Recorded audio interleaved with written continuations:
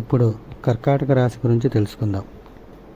ఈ రాశి వారికి గురుబలం అనుకూలంగా ఉన్నందున గతంలో ఉన్నటువంటి రుణ బాధల నుంచి బయటపడటము, స్థిరాస్తులు కొనుగోలు చేసేటటువంటి యోగ్యత అనేటటువంటిది కనిపిస్తున్నది.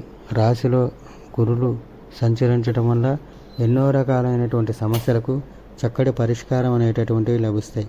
అయితే గత 3-4 నెలల మట్టి ఈ రాశి వారికి గృహంలో చికాకులు, ఇబ్బందులు, అదేవిధంగా ఏదో ఒక రకమైనటువంటి సమస్యలు తలెత్తున్నాయో శుక్రగ్రహ సంచారం వల్ల మంచి అభివృద్ధి బాటలోకి పయనించడం, గతంలో ఉన్నటువంటి సమస్యల నుంచి బయటపడటం అనేది జరుగుతాయి. అయితే ఈ రాశికి సంబంధించిన సోదర సోదరులకు అనారోగ్యపరమైనటువంటి సమస్యలు తలెత్తుతూ ఉండటం అనేది జరుగుతాయి. కుటుంబంలో సమయానికి ధనం చేతికి అందుతూ ఉండటం, అనవసరమైనటువంటి ఖర్చులు ఉన్నప్పటికీ వాటిని అధిగమించడం అనేది జరుగుతాయి. గృహంలో శుభకార్యాలు జరిగేటటువంటి యోగ్యత, ఎప్పటి నుంచో వివాహం కోసం ఎదురు చూస్తున్నటువంటి వారు శుభవార్తలు వినటం అనేది జరుగుతాయి.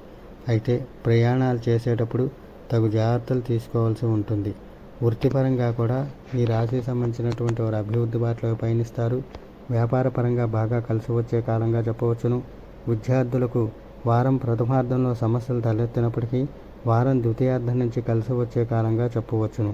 కష్టపడిన దానికి ఫలితం అనేది లభిస్తుంది. అదేవిధంగా ఈ రాశికి సంబంధించినటువంటి వారు గతంలో ఉన్నటువంటి న్యాయపరమైన చికాకులు, ఒడిదుడుకులు ఏవైతే ఉన్నాయో వాటిని అన్నిటినీ కూడా అధిగమించడం అనేటటువంటివి జరుగుతాయి. ముఖ్యంగా రవిగ్రహ నీచ స్థానంలో ఉండటం వల్ల అనవసరంగా ధనం రావాల్సిన దాంట్లో ఇబ్బందులు తలెత్తినప్పటికీ వారం ద్వితీయార్థం నుంచి వీరికి ఆర్థిక పరంగా బాగా కలిసి వచ్చే సమయంగా చెప్పవచ్చును. ముఖ్యంగా స్థిరాస్తుల కొనుగోలు పైన కానీ, ఏదైనా భూ లావాదేవీల పరంగా కానీ పెట్టుబడి పెట్టేటటువంటి అవకాశాలు గోచరిస్తున్నాయి. న్యాయపరమైనటువంటి చికాకులు ఏవైతే ఉన్నాయో వాటిని అన్నింటినీ కూడా అధిగమిస్తారు. రాజకీయ నాయకులకు పట్టిందల్లా బంగారంగా ఉండేటటువంటి కాలంగా చెప్పవచ్చును.